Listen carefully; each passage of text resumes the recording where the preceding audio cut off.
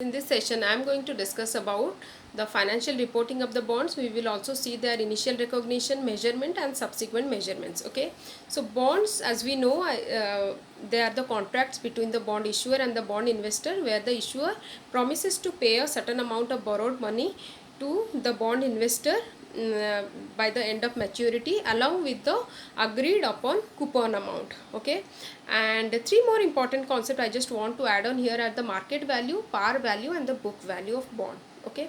Market value is that value which are given by the market and at which they are traded on the market, and the book value of a bond is calculated by adding the face value to the unamortized premium, and the addition is subtracted from the addition is and the amortization is subtracted from the addition of the face value and unamortized premium. Okay, that gives us the book value, and the par value or the face value is that value of a bond which is mentioned on the bond certificate. Okay, now let's see the bonds that are traded at par.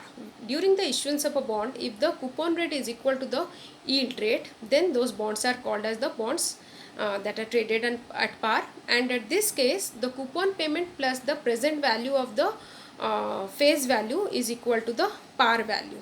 Okay, and the balance sheet effects are when a bond is issued, then both the asset and the liability increases, and the income statement effect is when the coupon payment is paid, then the interest expense will be shown under the income statement, and the cash flow effect will be when any bond proceeds comes, then the cash inflow will be shown under the cash flow from financing activity. When any coupon payment will be made, then the that amount will be shown as a cash outflow under cash flow from operating activity. Now we will see the bonds that are traded at premium and the bonds that are traded at discount.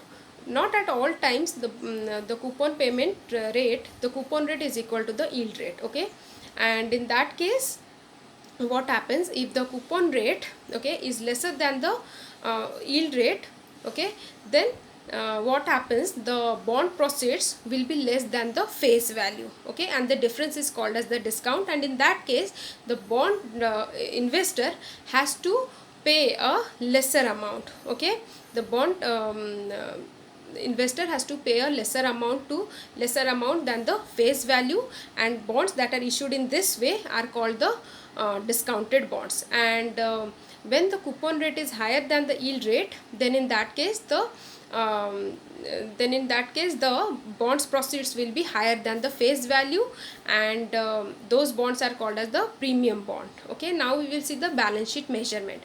When any bond is issued, then both the asset and liability will be increased, and for premium bonds, what happens, the premium amount, the premium will be amortized. Okay, the premiums will be amortized till the book value will be equal to the face value of the bond.